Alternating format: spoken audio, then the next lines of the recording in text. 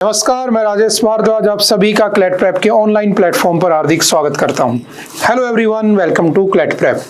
जैसा कि आप सभी को पता है, हम डेली न्यूज एनालिसिस करते हैं, फैक्चुअल एनालिसिस करते हैं और उसके साथ साथ 20 क्वेश्चंस की प्रैक्टिस भी करते हैं। तो चलिए उसी सीक्वेंस को कंटिन्यू करते हैं। आज कौन सा दिन है? तो आज है 6 सितंबर 2025 और देखते हैं आज के न्यूज़पेपर में कौन कौन सी न्यूज़ हमारे काम की हैं। वैसे तो आज सैटरडे है ना, इतनी ज़्यादा न्यूज़ नहीं आती है, लेकिन फिर भी हम कुछ न्यूज़ को डिस्कस कर लेते हैं।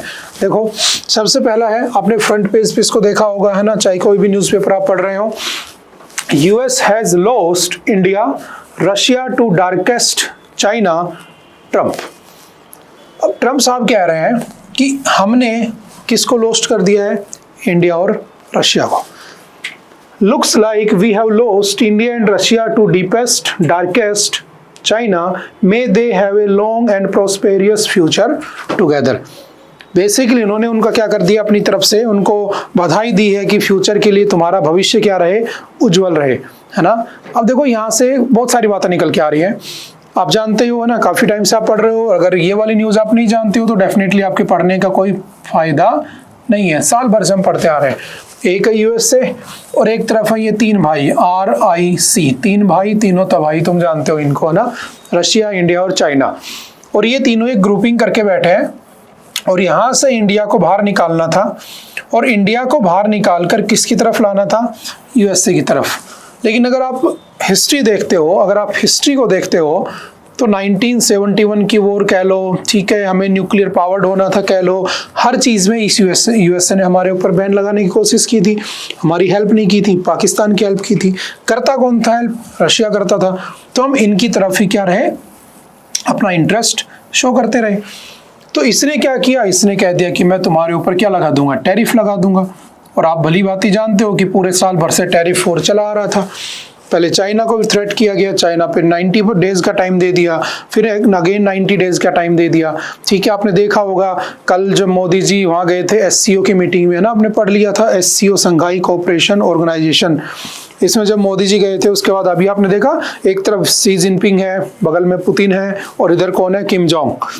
और वो विक्ट्री जो उनकी परेड है उसके ऊपर सेलिब्रेट कर रहे हैं और वो दुनिया को अपनी पावर दिखा रहे हैं। तो कहीं ना कहीं ऐसा भी हो सकता है कि चाइना जो है वो यूएसए से ज़्यादा एडवांस वेपन बना के बैठा है और वो यही शो कर रहे थे, देखो यूएसए, हम मेरी तरफ मत देखो, मैं तो हूँ चाइना, मेरे बगल में देखो पुतिन भी मेरे साथ है, मेरे बगल में देखो नॉर्थ कोरिया भी मेरे साथ है और इंडिया भी मेरे साथ आ चुका है। हालांकि हमारे डिस्प्यूट रहे हो, हालांकि हमारे डोकलाम या फिर ये इशू रहे हो, हालांकि उन्होंने टिकटॉक बैन कर दिया हो, दोबारा से हम चालू करवा लेंगे ना, लेकिन वो भी मेरे साथ है। तो बेसिकली ये देखो प्रॉब्लम क्या है ना, इस टैरिफ वॉर में मरे कौन जा रहा है? प्रॉब्लम किसको हो रही है? इंडिया को। अगर इंडिया इसके पास जाता है तो इधर से थ्रेट है, इसके पास जाता है तो इधर से थ्रेट है। आपने देखा ना, यूएसए ने कहा है अभी कि wait for 2 to 3 months, India will say sorry to us. ऐसा उनका बयान आ रहा है कि 2-3 महीने रुक जाओ, इंडिया हमसे माफी मांग लेगा और वापस हमारे पास आ जाएगा, है ना, क्योंकि ज़्यादा दिन हम टैरिफ वॉर को झेल नहीं पाएंगे, ऐसा उनका मानना है। लेकिन हम उसका अल्टरनेटिव्स निकालने में लगे हुए हैं ना, कुछ हमारे यहाँ पर टैक्स भी कम कर देंगे ताकि कंजम्पशन यहीं बढ़ जाए ज़्यादा, है ना, तो दूसरे देशों की डिपेंडेंसी खत्म हो जाए, ठीक है। इधर से ब्राज़ील, अभी आपकी जो ब्रिक्स की मीटिंग होने वाली है ना, उसमें हमारे जो एक्सटर्नल मिनिस्टर है ना, एक्सटर्नल अफेयर्स मिनिस्टर हैं कौन? आपके जयशंकर, वो पार्टिसिपेट करने वाले हैं ना। तो ये बहुत सारी चीज़ें चल रही हैं। तो बेसिकली ट्रम्प साहब अकेले रह गए हैं और वो देख रहे हैं दूसरी तरफ से कि ये सारे लोग मिलकर क्या कर रहे हैं? डॉलर का डी-डॉलराइजेशन करने में लगे हैं। बस थीम यही है। ये जो पूरी कहानियां आप पढ़ रहे हो ना, हालांकि आप लोगों ने काफी बार पढ़ी है, तो स्टार्टिंग से पढ़ने की कोई पर्पस तो है नहीं हमारा, है ना उसकी नीड है हमें, ठीक है। तो ये सारे के सारे जो ट्रम्प साहब है यूएसए, वो देख रहा है कि ये सारे एक हो चुके हैं, रशिया, इंडिया और चाइना। अब देखो यहाँ से, देखो इस यूएसए के पास स्क्वाड है। एक अच्छा एडिटोरियल भी इस पे डिस्कस किया हुआ है। बेसिकली आज का पूरा द हिंदू ही इस एक टॉपिक पे इसके आसपास घूम रहा है, 60 to 70% है ना, एडिटोरियल भी इसी पे आज। क्वाड के अंदर आप देखोगे तो इंडिया है, ठीक है, जो यूएसए का ही ग्रुप है। I2U2 देखोगे, ठीक है, जिसमें यूएसए का मेन रोल है, इंडिया उसमें भी लाई करता है, ठीक है। आप इधर देखोगे SCO, संघाई कोऑपरेशन ऑर्गेनाइजेशन, जो अभी मीटिंग हुई थी, मोदी जी चाइना गए थे, ठीक है। आप देखोगे ब्रिक्स, है ना, ब्रिक्स तो आई थिंक कोई ऐसा बच्चा होगा जिसे नहीं आता होगा, सबको पता होना चाहिए कितने मेंबर है, क्या नहीं है, ठीक है। यहाँ पर भी इंडिया लाई करता है, ठीक है, यहाँ भी हम है, ठीक है। ऐसे ना जाने कितने ग्रुप हैं जिसमें हम इधर भी हैं इधर भी हैं, ठीक है। और यूएसए चाह रहा है कि इंडिया जो है ना वो इस वाली ग्रुपिंग से निकलकर इधर आ जाए, इसलिए वो टैरिफ का डर दिखा रहा था।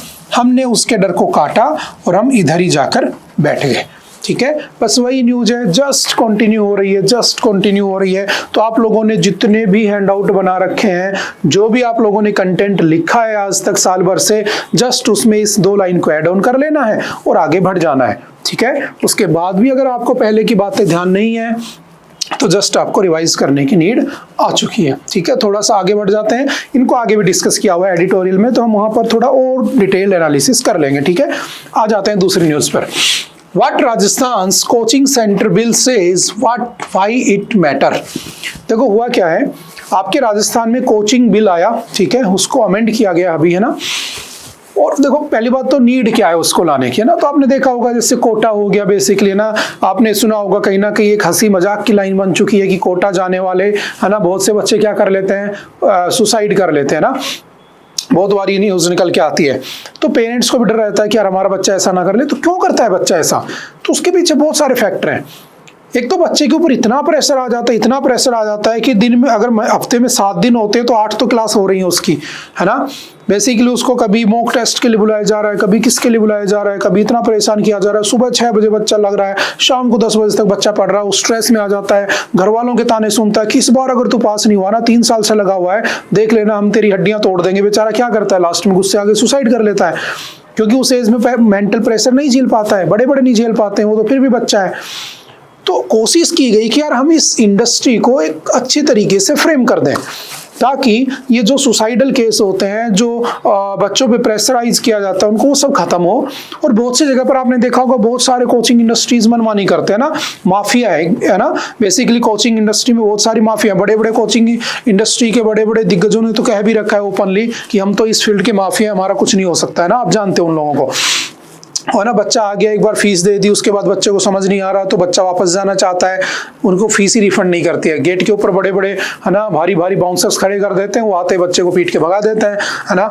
तो ऐसे केस होते हैं, 10-20 हज़ार रुपए फीस होती है, कहीं लाख रुपए फीस है, तो उसके लिए बच्चे केस वेस भी नहीं करते हैं। होता है तो इतना पैसा वो सब देख लेते हैं, सब मिले भगत होती है। तो लगा कि यार हमें इसको कंट्रोल करना चाहिए। अब आप इस इंडस्ट्री को बंद भी नहीं कर सकते हो, क्योंकि अभी जो आपके जो मिनिस्टर्स हैं उनका कहना है 50 लाख स्टूडेंट्स डायरेक्टली इन्वॉल्व हैं इस बिजनेस में, ठीक है। साल का लगभग 60,000 करोड़ रुपए का रेवेन्यू आता है और लगभग 10 लाख लोग इसमें जॉब करते हैं, काम कर रहे हैं इस वाले फील्ड में। तो कहीं ना कहीं इस इंडस्ट्री हमारे अगर इसको बंद ही कर दिया, ज्यादा ही रेस्ट्रिक्ट कर दिया, तो भी प्रॉब्लम हो जाएगी। दूसरा, on state economy, especially in Kota and Sikar, Rajendra Parikh, Congress MLA from the Sikar, has claimed that 30 to 35% of the Sikar's economy is dependent on the coaching center. Same Kota का है, same हाल बड़े बड़े state का है, जयपुर का भी यही हाल है ऑलमोस्ट। तो हमें इसको एक स्ट्रक्चरल फॉर्म में बना देना चाहिए। बस इसके लिए, जैसे आपने पढ़ा था इंदौर वाला केस, है ना, उसमें आग लग गई थी, बच्चे कूद गए थे, बहुत सारे बच्चे जल गए थे, है ना, डेथ हो गई थी, है ना, लग गई थी उनके। तब हमारे यहाँ जयपुर में क्या बनाया गया, कोचिंग हब बनाया गया। हालांकि वो इतना अच्छा चला नहीं है अभी, लेकिन हाँ कहा गया था पूरे जयपुर की कोचिंग वहाँ शिफ्ट हो जाएंगी, ठीक है। बाकी पॉलिटिकली होते हैं, आप जानते हैं पॉलिटिक्स में सरकारें आती जाती रहती हैं, तो ये चीजें आगे बढ़ती रहती हैं, ठीक है, वो बाद की बातें हैं। तो यहाँ पर इस बिल में क्या कहा गया, हमें बस ये पढ़ना है। इसका नाम है द राजस्थान कोचिंग सेंटर, क्योंकि हमें एग्जाम भी पास करना है, तो वो फैक्चुअल डाटा तुम ध्यान से समझना। The Rajasthan Coaching Center Control and Regulation Bill 2025 passed on September 3 makes provisions for the registration, control and regulation of the coaching centers and to determine the minimum standards and the requirements of their registration. It seeks to take care of the interest of the students in coaching centers and provide them career guidance and psychological counseling for mental well-being, take appropriate measures to provide security and reduce their stress, and ensure their holistic development in preparation of different competitive examinations। तो उन सब की बात की गई है। Deputy chief minister and the higher education minister Premchand Bairwa said 88 coaching center students had died by suicide in the last 4 years, including 17 Kota. 88 बच्चे मरे हैं, जिसमें से 70 तो सिर्फ कोटा में से हैं। तो हमें इनको क्या करना होगा, कंट्रोल करना होगा। Rajasthan high court took suo motu cognizance of student suicides almost 10 years ago. After 19 students were reported to have taken their lives in coaching center in 2015, in the past 5 years, about 78 students have committed suicide. No one has been held accountable, the court said on the January 4, 2016. और उसके बाद ये सारे provision ला दिए गए। तो क्या है तो समझना, A first time violation attracts a penalty of 50,000। अगर आपने इन रूल्स रेगुलेशन जो अभी हम पढ़ने वाले हैं उनका पहली बार वायलेशन किया तो 50,000 रुपए का फाइन है। दोबारा अगर आप करते पाए जाते हो तो उसको बढ़ाकर 2 लाख तक किया जा सकता है। The bill mandates that coaching centres with 100 और मोर student must register.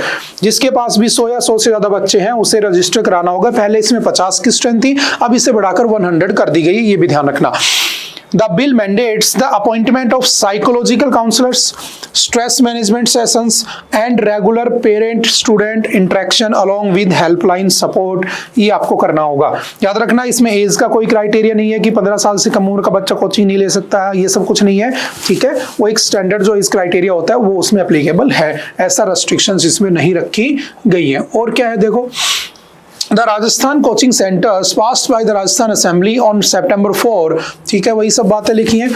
Fees regulation, coaching centres can not collect full fees upfront, fees must be paid in at least 4 instalments. अब आपको जो फीस होगी वो कम से कम 4 इंस्टॉलमेंट में लेनी होगी, एक बार में आप फुल फीस नहीं ले पाएंगे, ये कंपलसरी है, क्योंकि बहुत बार बच्चे बीच में छोड़ के चले जाते हैं ना, तो उन सब चीजों को देखते हुए। If a student discontinues studies midway, the remaining fee must be refunded on a pro rata basis within 10 days। यानी कि अगर बच्चा 6 महीने के लिए आता है, 3 महीने पढ़ के चला जाता है, तो उसे बाकी के बचे हुए 3 महीने की फीस आपको रिफंड करनी होगी, ऐसा भी उसमें प्रोविजन रखा गया है। Fee structure must be transparent with clear information provided to students before the enrollment। Mental health and student welfare होने चाहिए, ठीक है। Stress management session होने चाहिए। The bill prohibits enrolling students below 16 years of the age, ensuring enrollment only after secondary school examinations, है ना। तो याद रखना जस्ट 16 पहले था, अब अगर आप सेकेंडरी एग्जामिनेशन आ चुके हो, ठीक है, तो आप उसके बाद क्या कर सकते हो, यानी 12वीं क्लास हो चुकी है आपकी, तो आप उसमें एडमिशन ले सकते हो, ठीक है। इसमें थोड़ा सा रिलीफ दिया गया है तुम्हें। क्लास आवर लिमिट्स, यानी कि डेली के सिर्फ 5 घंटे ही कोचिंग होगी, उससे ज्यादा नहीं होगी, और एक मैंडेटरी वीक ऑफ होगा, ठीक है। ये सब उसमें प्रोविजन है to reduce the student burnout. 2 tier regulatory structure बनाया जाएगा स्टेट लेवल पे, ठीक है। राजस्थान कोचिंग सेंटर अथॉरिटी बनाई जाएगी और डिस्ट्रिक्ट लेवल के ऊपर भी ये बनाई जाएगी और उसको कलेक्टर लीड करेगा, ये भी ध्यान रखना।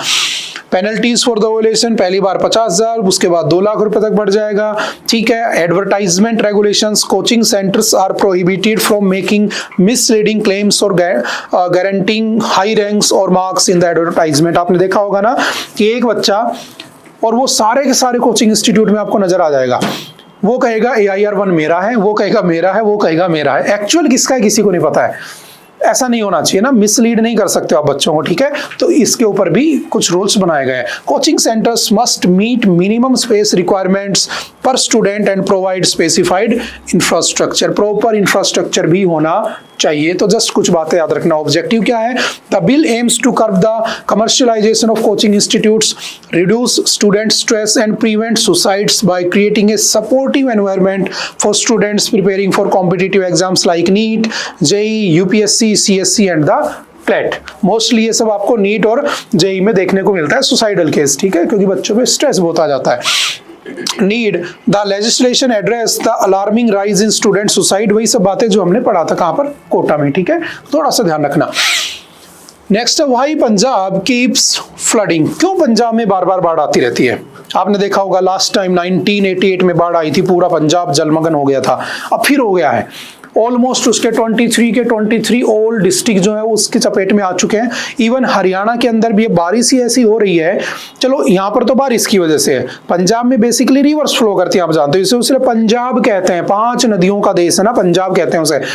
और बेसिकली वो जो पंजाब था वो आधा बट गया, आधा पाकिस्तान चला गया, आधा भारत रह गया, तो मैं तो भारत वाले पंजाब को पढ़ूंगा। तो टोटल 6 नदियां हैं, ठीक है, जो किसकी ट्रिब्यूटरी है, ऑलमोस्ट इंडस की। आपने इंडस वाटर ट्रीटी पढ़ा होगा। सबसे पहले इंडस, देन झेलम, चेनाब, रावी, ब्यास और सतलुज। अब जो नीचे की 3 नदियां आ गई ना आपकी, रावी, ब्यास और सतलुज, ये ऑलमोस्ट हमारे वाले पंजाब से होकर जाती हैं। तो इन 3 नदियां है ना, ये 3 नदियां मेजर रीजन है कि पंजाब में बाढ़ आ रखी है। ये तो मेन है। इनकी ट्रिब्यूटरीज बहुत सारी होती है ना, इनकी जो ट्रिब्यूटरी है बहुत सारी होती हैं, जैसे गंगा की बहुत सारी ट्रिब्यूटरी नदियां हैं, है ना, सहायक नदियां जिनको कहा जाता है। तो इन्होंने क्या कर रखा है, वहां पे आतंक मचा रखा है, बहुत बुरे हालात है ना, बहुत सारे लोग दुखी है ना, पूरा का पूरा जो जनजीवन है वो इफेक्ट, उसके ऊपर इफेक्ट आया है। ठीक है, गुरदासपुर में सबसे ज्यादा 1,45,000 पॉपुलेशन अफेक्टेड है। ठीक है, फिर अमृतसर में 135, फिर कपूरथला में, फिर फाजिलका, फिरोजपुर, ठीक है, तरन तारण, मानसा, ऐसे करते करते हर जगह लगभग पानी पहुंच चुका है। इवन हरियाणा के अंदर भी बहुत सारे डिस्ट्रिक्ट में अलार्म दिया जा चुका है किसका, फ्लड का। ठीक है, तो पंजाब में आने का रीजन क्या, इसको ढंग से पढ़ना है ना, कैसे फ्लड आती है, क्या होता है क्या नहीं होता है ना। तो जस्ट अभी न्यूज में है, उसको थोड़ा सा देख लेते हैं, फिर अगर कुछ ज्यादा ही बारिश होती है तो हम इसके ऊपर एक MIT में डिस्कस भी कर लेंगे। तो मेन रीजन क्या है इसका, Punjab drained by 3 rivers and a number of smaller tributaries and seasonal rivers is naturally prone to flooding, but the devastation is made worse by the governance and the coordination issues. ठीक है, लेकिन वही बात है ना, जब बाढ़ आती है तो लगता है कि यार हमें कंट्रोल करना चाहिए, है ना, हमारे यहाँ यही तो दिक्कत है।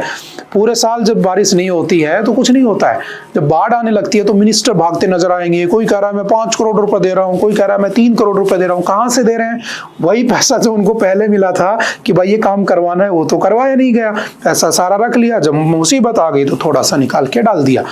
एक्चुअल प्रॉब्लम ये है, समझ गए। अब इस पे हम ज्यादा नहीं बोलेंगे, ठीक है, तो थोड़ा सा ध्यान रखना है। रीजन 3 नदियां हैं। Next, smart teachers more important than smart classroom says president. हमारे जो प्रेसिडेंट साहब है ना, द्रौपदी मुर्मू जी, कल क्या था, टीचर्स डे है ना, टीचर्स डे। ठीक है, तो इस पर इन्होंने कहा smart teachers more important than the smart classrooms, है ना, आप ये बात अच्छे से जानते हैं। ठीक है, किसकी याद में बनाया जाता है, सर्वपल्ली राधा कृष्णन। ठीक है, वो हमारे क्या थे, भारत के पहले वाइस प्रेसिडेंट ऑफ इंडिया थे। ठीक है, याद रखना। और उन्हीं की याद में 5 सितंबर को क्या बनाया जाता है, टीचर्स डे बनाया जाता है, ये भी याद रखना। और उन्हीं को भारत का पहला क्या मिला था, आपका भारत रत्न भी मिला था। ठीक है, किसके अलोंग विथ सी राजगोपालाचारी। तो सी राजगोपालाचारी जी को मिला था, सर्वपल्ली राधाकृष्णन जी को मिला था, और साथ में आपके CV रमन जी को मिला था, जिनके नाम पर हम नेशनल साइंस डे बनाते हैं 28 फेब को। ठीक है, तो ये कुछ फैक्चुअल डाटा भी याद रखना, हालांकि आपने कल पढ़ भी लिया होगा। चलते हैं थोड़ा सा आगे। इसमें एक टीचर को अवार्ड दिया गया है। ठीक है, जो लगभग 150 किलोमीटर डेली ट्रैवल करती है, ठीक है, बच्चों को पढ़ाने के लिए, तो ऐसे टीचर्स को अवार्ड दिया जाता है। Next, external affairs minister to join Brazil led BRICS virtual summit on US tariff. मैंने अभी कहा था ना कि हमने स्टार्टिंग की जो न्यूज पढ़ी थी उसमें यही तो था कि भाई कैसे अभी क्या हो रहा है, ब्रिक्स, है ना, आप ब्रिक्स का पूरा कॉन्सेप्ट जानते हो ना, तो बार बार हमें पढ़ने की जरूरत नहीं है। Brazil, Russia, India, China, south Africa. बना कब था, 2009 में। अफ्रीका कब जुड़ा था, साउथ अफ्रीका 2010 में जुड़ा होता है। ठीक है, कोई फॉर्मल हेडक्वार्टर है नहीं, बारी बारी मीटिंग रोटेट होती रहती है। इस बार की समिट कहाँ पर हो रही है, 2025 की समिट तो इस बार हो रही है कहाँ पर, ब्राजील में हो रही है। ठीक है, तो अभी जो टैरिफ वॉर चल रहा है, उस टैरिफ वॉर के ऊपर एक वर्चुअल मीटिंग होने वाली है, और उस मीटिंग को कौन लीड कर रहे हैं हमारी तरफ से, हमारे जो external affairs minister S Jaishankar ji वो कर रहे हैं। और वही बात है, ट्रंप इससे दुखी है, लेकिन ट्रंप का मानना है कि 2 महीने बाद देखना भारत सॉरी बोल के हमारे पास आ जाएगा। अब देखते हैं हम सॉरी बोलते हैं या वो हमसे सॉरी बोलता है, वो बाद की बात है। ठीक है, जस्ट न्यूज चली आ रही है, तो देखते हैं। The summit which is bound to the US government comes days after prime minister, है ना, the summit which is bound to irk the US government comes days of the Prime Minister Narendra Modi's visit to the China for the SCO summit and the conversation with Chinese President Xi Jinping। आप ये जानते हो वहां पर गए थे मोदी जी, है ना। आज के दिन आपके ब्रिक्स में कितने मेंबर हैं, तो याद रखना लास्ट टाइम एग्जाम में आ चुका है, मे बी इस बार आए ना आए, टोटल 10 मेंबर हैं, 11 हो जाएंगे अगर इसको सऊदी अरब क्या कर लेता है, फॉर्मली रिकॉग्नाइज कर लेता है। उसने अभी ऑफिशियली साइन नहीं किए, तो at present there are 10 members. Last Indonesia जुड़ा था, वैसे 11 है, लेकिन वो ओरिजिनली जुड़ा नहीं है। पहले अर्जेंटीना भी जुड़ना चाहता था, बट अर्जेंटीना ने रिजेक्ट मार दिया। क्यों? क्योंकि वो किसका सपोर्टर हो गया, अमेरिका का। तो ये भी ध्यान रखना। India is the next year, तो अगली बार कहां होगा, तो ये फैक्ट भी याद कर लेना। 2026 की जो आपकी ब्रिक्स की समिट है वो कहां पर होगी, तो आपके इंडिया में होगी, ये भी ध्यान रखना। मेंबर्स, द इनिशिएटिव 5 मेंबर्स आप जानते हो, उसके बाद ईरान, यूएई, ठीक है, इजिप्ट, इथियोपिया, ठीक है, ये जुड़ गए। और उसके बाद Saudi Arabia has not yet formalised its BRICS membership, while Argentina initially expected to join in the 2024 later opted out, लेकिन वो बाहर निकल जाता है, ठीक है। तो जस्ट बेसिक पॉइंट याद रखना, ठीक है। बाकी तो हम पढ़ते रहते हैं कि लोग जो डॉलर है उसका क्या करना चाह रहे हैं, डी डॉलराइजेशन, और डी डॉलराइजेशन करने के लिए क्या कर रहे हैं, नई करेंसी बनाना चाहते हैं। ट्रम्प साहब नाराज हैं, बस वही का बात चल रही है, तो वही पुरानी बातें हैं। The US has imposed 50% tariff on the goods from the Brazil like India, the two countries with the highest levies world wide, ठीक है। उन्होंने ब्राजील के साथ भी ऐसा ही कर रखा है, इसलिए हम ज्यादा साथ आ चुके हैं ना। दो जब दुखी लोगों को दुखी किया जाता है ना किसी को, और दो लोग सेम चीज से दुखी होते हैं तो एकजुट हो जाते हैं ना, सेम यहाँ पर हो रहा और कुछ नहीं है। China and south Africa also face, याद रखना चाइना और साउथ अफ्रीका पे भी अभी 30% टैरिफ है, ठीक है, और भी बढ़ाने के उनके ऊपर टाइमलाइन दे रखी है।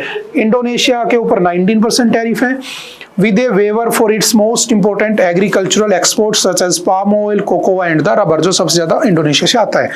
All other BRICS nations including Russia, Iran, which are among the most heavily sanctioned countries, are on the lowest rung of 10% tariff। इनके ऊपर 10% है, बट इनके ऊपर सैंक्शंस बहुत सारे हैं ना, कि लोग इनसे ट्रेड नहीं करोगे। जैसे इंडिया ने इनसे ट्रेड कर करके बहुत पैसा बचाया है ना, सस्ते में तेल खरीदा है ना, क्योंकि बाहर कोई खरीदता नहीं है, क्योंकि अमेरिका उस पर टैरिफ लगा देता है।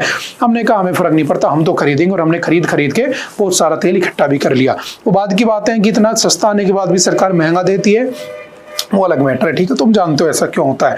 India's prime minister took part in the 17th BRICS summit held in Rio de Janeiro, Brazil, under the theme strengthening global south cooperation for more inclusive and sustainable governance. ये भी याद कर लेना, पता चले सब पढ़ के चले जाओ और किसी ग्रुप की थीम पूछ ले और तुमसे ना हो, है ना, तो ये भी जस्ट याद कर लेना, ठीक है, जिसको हम रियो डी जेनेरियो डिक्लेरेशन भी कह रहे हैं।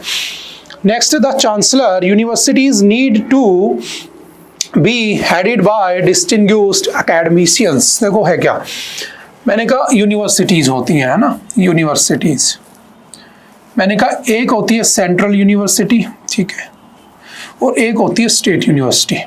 तो आप जानते हो सेंट्रल यूनिवर्सिटी का जो चांसलर होता है वो हमेशा प्रेसिडेंट साहब होते हैं, ठीक है। President is the ex officio chairman of all central universities, ठीक है, यानी कि उसका चांसलर वही होगा। स्टेट में क्या होता है, स्टेट में हमने कहा कि स्टेट में जो चांसलर होगा वो कौन होगा, आपका गवर्नर होगा, ठीक है। लेकिन आपने एक चीज देखी होगी, जो साउथ इंडिया वाले स्टेट हैं, उन साउथ इंडिया वाले स्टेट के साथ ये लोग बड़ी बेईमानी करते हैं ना। वहां पर मान लो कोई स्टेट है, वो कोई बिल लाना चाहता है, तो आप एक बात बेहतर तरीके से जानते हो, समझना इसमें क्या कहने की कोशिश कर रहा है। ये कहने की कोशिश कर रहा है कि मान लो कोई बिल आया, ठीक है, और वो बिल पहले जाएगा विधानसभा, स्टेट की बात कर रहा हूं मैं, अगर विधान परिषद है जो कि 6 स्टेट में है, तो मान लो विधान परिषद चला गया, नहीं है तो नहीं गया, और फिर पहुंच गया गवर्नर के पास। अब अगर गवर्नर साहब इस पे साइन कर दें तो ये क्या बन जाएगा, एक्ट बन जाएगा। गवर्नर साहब इस पे साइन ही नहीं करते हैं, रोक के बैठ जाते हैं, ठीक है। तो वो चाहते हैं, कुछ स्टेट चाह रहे थे कि यार जो यूनिवर्सिटीज है ना, जहाँ पे पॉलिटिक्स होती है, आप जानते हो ना, ये स्टूडेंट पॉलिटिक्स है ना, बहुत सारे नेता जो यहीं से निकले हैं।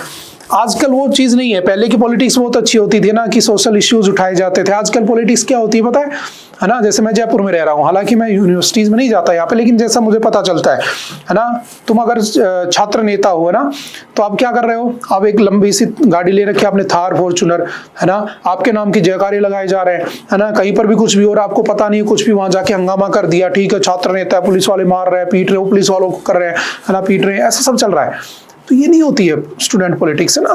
यूनिवर्सिटी अच्छी चले, जो पढ़ने वाले बच्चे उनके लिए पढ़ाई का माहौल अच्छा रहे, है ना, क्योंकि वहीं से बड़े बड़े एकेडमिशियंस और ये सब निकलेंगे ना, समझ में आ रही है, फिलोसफर सब यहीं से तो निकलते हैं। लेकिन आजकल माहौल ही बदल गया है, तो कहा गया इस माहौल को बदलने में सेंट्रल गवर्नमेंट का बड़ा रोल है, क्योंकि स्टेट यूनिवर्सिटी है, चांसलर गवर्नर साहब हैं। Governor is an officer appointed by the central government in the state, आप जानते हो बेहतर तरीके से, क्योंकि प्रेसिडेंट हर जगह जा नहीं सकता, तो प्रेसिडेंट अपनी जगह ऑफिसर्स नियुक्त कर देता है, अपॉइंट कर दिया उसने गवर्नर को। क्या काम है उसका, 35 साल एज है, भारत का नागरिक है, प्रेसिडेंट की नजर में एक्सपर्ट है, बन गया वो, उनको थोड़ी ना होता है, उसको आप हटा सकते नहीं हो, उसके ऊपर पॉलिटिकल, उसके ऊपर लीगल इम्यूनिटी वैसे होती है, आर्टिकल 361 कंप्लीटली प्रेसिडेंट की नजर में रहता है, प्रेसिडेंट के प्लेजर पर काम करता है। He or she hold the office on the pleasure of president completely, चाहे तो 5 साल रखे, नहीं तो बढ़ा सकता है। अब इन्होंने कहा कि ये क्या करते हैं, यहाँ की पॉलिटिक्स में भी इंटरफेयर करते हैं और यहाँ पर हमें काम भी नहीं करने देते। तो हम चाहते हैं कि इसको हटाकर सीएम को लगाया जाए। तो कुछ साल पहले है ना, कुछ साल पहले कुछ बिल भी पास किए गए, जैसे 2018 में the governor submitted that the 2000 UGC rules for the search cum selection committees mandate persons of eminence in higher education and must not be connected in any manner with the university और its college. ठीक है, इसमें कहा गया कुछ state भी थे, जैसे आपके वेस्ट बंगाल है, ठीक है, तमिलनाडु है, पंजाब है, इन्होंने कहा कि हमारे यहाँ पर क्या होना चाहिए, सीएम ही होगा, है ना। वैसे कहीं नहीं लिखा है कॉन्स्टिट्यूशन में कि उसको लीड कौन करेगा, ठीक है, ऐसा बना दिया गया क्योंकि ब्रिटिशर्स के टाइम का है, इसके ऊपर डिस्प्यूट भी चल रहा है कि उस समय गवर्नर होता था, गवर्नर ही चांसलर बना जाता था। अब क्या होना चाहिए, क्या गवर्नर होना चाहिए कि स्टेट होना चाहिए, डिबेट चल रही है। तो स्टेट का बेनिफिट देखे तो स्टेट का सीएम होना चाहिए, लेकिन सीएम उसमें एक रूल ये भी है कि उसका पॉलिटिकल टच नहीं होना चाहिए। अब गवर्नर का तो पॉलिटिकल टच होता नहीं, आप जानते हो बेहतर तरीके से, ही और C must not hold any post of profit, बस उसकी नजर में एक्सपर्ट होना चाहिए। तो बहस इस बात की चल रही है कि क्या सीएम होना चाहिए, गवर्नर होना चाहिए। कुछ स्टेट चाहते हैं हमारे पास रहे, सीएम रहे, कुछ स्टेट चाहते हैं नहीं ये गलत है, गवर्नर के पास रहना चाहिए। बस उसी के ऊपर डिबेट चल रही है। Universities need to be headed by the distinguished academicians, है ना, अच्छे, अब बताओ, है ना, ये लोग होते हैं, नेता लोग होते हैं, ठीक है, कभी स्कूल कॉलेज गए नहीं, कहाँ से वो यूनिवर्सिटी को संभालेंगे। तो एक ऐसा आदमी होना चाहिए, बेसिक से कुछ अलग रूल बनना चाहिए, कुछ फंडामेंटल्स बनने चाहिए जो उस यूनिवर्सिटी को चलाएगा, ताकि वहां पर बच्चों का भविष्य उस पर डिपेंड कर रहा है, समझ गए, बस उसी की बात हो रही है और कुछ नहीं है। Mister Arlekar had appealed against an attempt by the court to break the long-standing impasse over vice chancellor appointments to these universities by guiding the creation of search cum selection committees and laying down rules। वो चाहते हैं कि chancellor तो बन जाओ, कम से कम vice chancellor के लिए तो कुछ रूल्स रखो ताकि वो उसे असिस्ट कर सके, ठीक है, बस वही बात है और कुछ नहीं है। Next, a new leaf, environmental compliance needs to be monitored at all levels। देखो, हमारी जो मिनिस्ट्री है, the ministry of environment, forest and climate change has brought into effect a set of rules called the environment audit rules। तो हमें अभी क्या करना चाहते हैं, environment audit rules लाना चाहते हैं। अब आप कहोगे सर क्या है environment audit rules, तो पहली बात, हमें environment को बचाना क्यों है, क्योंकि आर्टिकल 21 राइट टू लाइफ, मुझे जीने का अधिकार है। और कैसे जीने का अधिकार है, एक हेल्दी एनवायरनमेंट में। और मुझे हेल्दी एनवायरनमेंट कहाँ से मिलेगा, जब मुझे सांस लेने के लिए अच्छी हवा मिलेगी, ठीक है, पीने के लिए अच्छा पानी मिलेगा, खाने के लिए अच्छा खाना मिलेगा, तो गुड एयर, है ना, हेल्दी एयर, क्लीन एयर ये मिलेगी, तभी तो मैं जी पाऊंगा। अब सोचो जंगल ही नहीं है, फॉरेस्ट ही नहीं है, तो क्या कर लोगे, कुछ नहीं कर लोगे। ये तो सबसे बड़ा रीजन है, डिफोरेस्टेशन होना ही ग्लोबल टेम्परेचर को बढ़ा रहा है। और ग्लोबल टेम्परेचर बढ़ रहा है तो ग्लेशियर पिघल रहे हैं, ग्लेशियर पिघल रहे हैं तो सी लेवल बढ़ रहा है, और सी लेवल बढ़ रहा है तो क्या हो रहा है, धरती पूरी धीरे धीरे पानी में समा जाएगी। आपको पता है target year 2070 for the India, 2050 for the world, ये सब आप जानते हो ना, पेरिस एग्रीमेंट, उससे अमेरिका निकल गया, वो सब आपने पढ़ा हुआ है। तो ये चाहते हैं कि हम एनवायरमेंट ऑडिट रूल्स लाएं। तो पहले से एक एक्ट है environment protection act. Environment protection act कब आया था, 1986 में। अब ये चाहते हैं कि हम एनवायरमेंट ऑडिट करें। कैसे ऑडिट करें, जैसे मान लो कोई कंपनी है, उस कंपनी ने कितना पॉल्यूशन किया, है ना, कितना उससे कार्बन निकला, कितना उसने एमिशन किया, उसकी ऑडिटिंग होनी चाहिए प्रॉपर। और उसको कुछ रूल्स बना देने चाहिए, इतनी लिमिट से ज्यादा अगर करोगे तो तुम्हें फाइन देना पड़ेगा, तुम पे कुछ रेस्ट्रिक्शंस रहेंगी, और इनकी ऑडिटिंग होनी चाहिए। ऑडिटिंग समझते हो ना, जैसे सीएजी करता है बजट के पैसे की ऑडिटिंग एंड अकाउंटिंग, आप जानते हो ना, जो CAG controller and auditor general of India, वो बजट की करता है। यहाँ पे एनवायरनमेंट को ध्यान में रखते ऑडिटिंग होनी चाहिए, समझ गए। तो उसके लिए हम कुछ रूल्स लाना चाहते हैं और कुछ नहीं है। The rules will largely scrutinise whether industrial units are compliant with the environmental regulation, तो वही सब चेक करना है।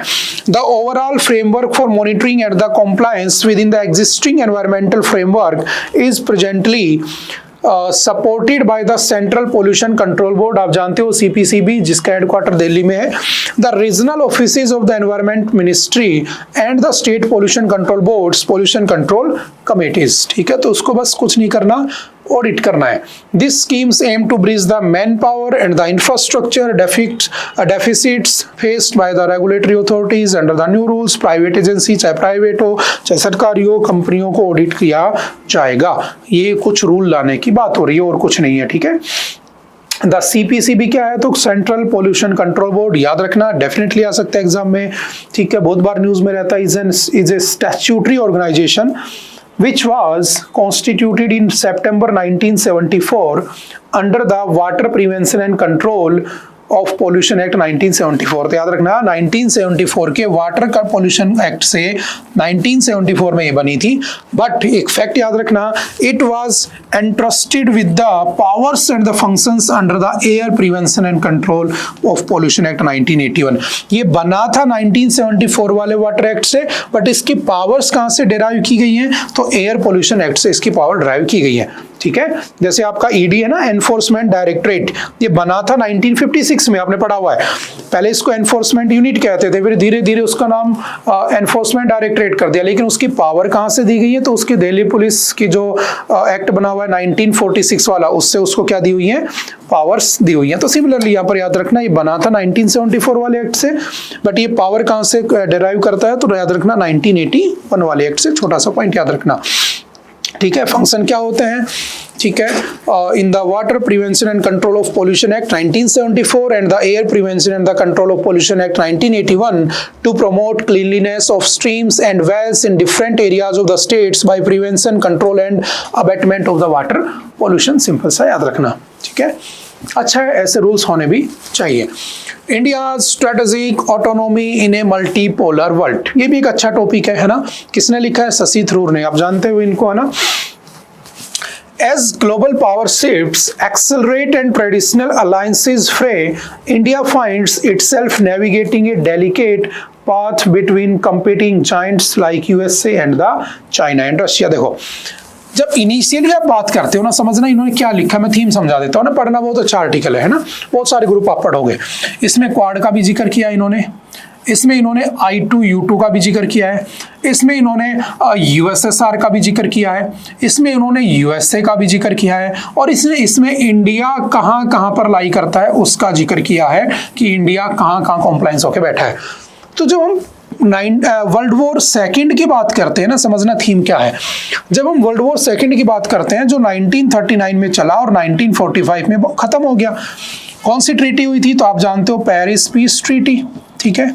पेरिस पीस ट्रीटी से ये खत्म हो जाता है। कब खत्म होता है, तो 1947 में ट्रीटी साइन होती है, खत्म हो गया। और यहीं से रशिया, यानी कि जो उस समय क्या कहलाता था, USSR, है ना, वो और आपका जो USA था, एक ही ग्रुप में थे, आप जानते हो, अलायंस ग्रुप में थे। उस तरफ जर्मनी था, है ना, इटली था, है ना, हिटलर, है ना, उसके साथ साथ आपका जापान था। लेकिन जीत कौन गया, अमेरिका जीत गया।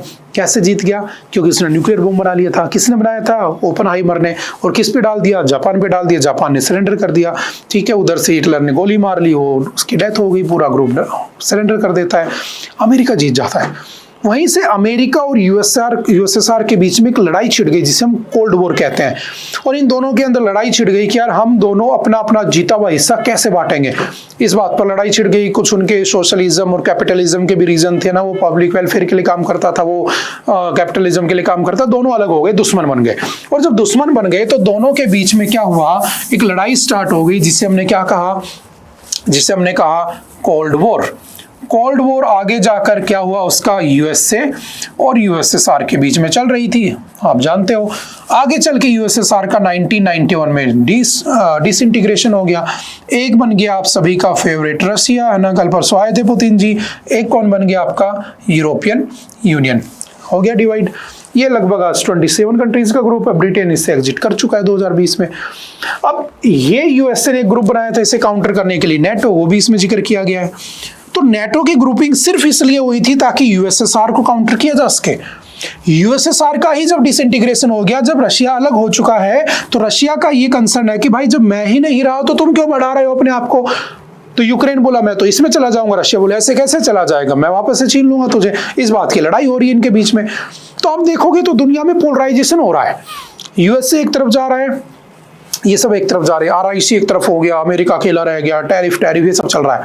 बट एक गौर से देखना, जब हम इंडिपेंडेंट हुए थे ना 1947 में, इसी एरा की बात कर रहा हूं, तो हमसे जो निकला था, इसकी थीम समझा रहा हूं, इसमें ये लिखा पूरा घुमा फिरा के अच्छे लैंग्वेज में। ये मैंने कहा इंडिया, ये मैंने कहा पाकिस्तान। पाकिस्तान सीधा उठा और सीधा जाकर USA की शरण में बैठ गया। अब हमें सबसे ज्यादा थ्रेट उससे, अमेरिका को हमने चूज नहीं किया। अगर मैं इसे चूज करता हूं तो वो मुझे मार देगा, उसे करता हूं तो ये मार देगा। हमारे पास कुछ था नहीं, गरीबी थी, भूखमरी थी, आप जानते हो। उस समय जैसे तैसे हमारे नेताओं ने संभाला हमें। अब इंडिया के पास एक कंसर्न आया, हम क्या करें? तो इंडिया ने पोलराइजेशन में नहीं गया, इंडिया इधर उधर नहीं भागा, इंडिया ने खुद का एक नया ग्रुप बनाया 3-4 देशों के साथ मिलकर, है ना, आपके, है ना, क्या किया इन्होंने, एक ग्रुप बनाया जिसको कहते हैं नैम, ये भी जिक्र है इसमें, नॉन अलाइंड मूवमेंट। और नॉन अलाइंड मूवमेंट बना 1961 में, हमने इसको बनाया। और हमने कहा कि जो रशिया की तरफ नहीं जाना चाहते, यूएसएसआर की तरफ, जो अमेरिका की तरफ नहीं जाना चाहते, वो हमारे पास आ जाएं। और हमने एक तीसरी पावर को जन्म दे दिया दुनिया में, जिसे हम क्या कहते हैं, नॉन अलाइंड मूवमेंट कहते हैं। तो ये यही कह रहा है कि आज भी अगर तुम देखोगे ना, तो इंडिया जो है ना, वो एक तरफ पोलराइज नहीं है। इंडिया मल्टीपोलर वर्ल्ड में काम करता है। देखो, इंडिया क्वाड में भी है, इंडिया ब्रिक्स में भी है, इंडिया एससीओ में भी है, ठीक है, इंडिया I2U2 में भी है। आप समझ में आ रहा है? इंडिया G7 में भी जाता है, जहां पर रशिया और चाइना इनको नहीं बुलाया जाता है, इंडिया जाता है। तो इस जगह बैठकर इनके साथ ही ब्रेकफास्ट करता है, तो वहां लंच कर रहा है, ठीक है, वहां डिनर भी कर रहा है, और बीच में जो दूसरे छोटे छोटे ग्रुप बने वहां पर ये स्नैक्स लेने भी चला जाता है शाम को, इंडिया। तो हम एक मल्टीपोलर वर्ल्ड चाहते हैं कि मेरा बेनिफिट होना चाहिए, म्यूचुअल बेनिफिट होना चाहिए, मैं हर जगह जाकर बैठूंगा।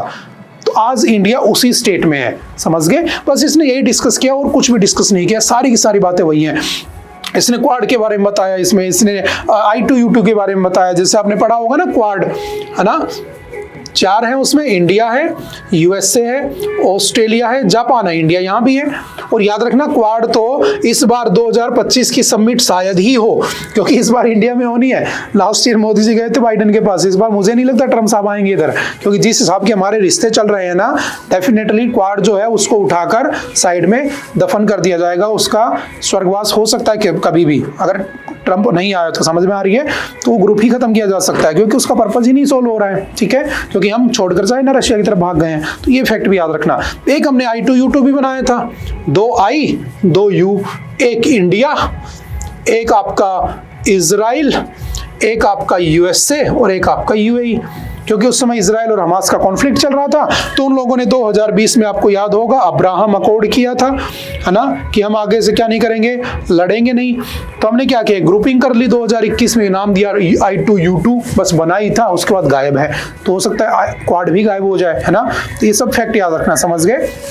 एक पैसेज डेफिनेटली आता है, तो कुछ भी आए तो आपको एटलीस्ट ये बातें पता होनी चाहिए। बाकी इसको पढ़ लेना, वही सब बातें लिखी हैं जो मैंने आपको शॉर्ट में समझाई हैं। ग्लोबल साउथ, ग्लोबल नॉर्थ, है ना, हम ग्लोबल साउथ में आते हैं, हम उसको भी बढ़ाते हैं, हम अफ्रीकन यूनियन को भी बढ़ा के बैठे हैं, ठीक है। तो हर किसी के साथ हम आसियान में भी जाते हैं, क्योंकि आसियान क्यों बना है, क्योंकि China claim complete South China Sea as their own territory, और उसमें रहने वाले जो 10 देश है वो बेचारे डरते रहते हैं। उन्होंने एक अलायंस बना लिया 1967 में, जिसका हेडक्वार्टर जकार्ता में है, ठीक है। आसियान कहते हैं association of south east Asian Nations. Bharat का कोई लेना देना नहीं है, बट इंडिया जाता है। क्यों जाता है? कल को चाइना ने बांग्लादेश के साथ मिलकर, या बांग्लादेश ने चाइना के साथ मिलकर हमारे चिकन स्नैक को तोड़ दिया, सिलीगुड़ी कॉरिडोर को, तो डेफिनेटली हमें नुकसान हो जाएगा।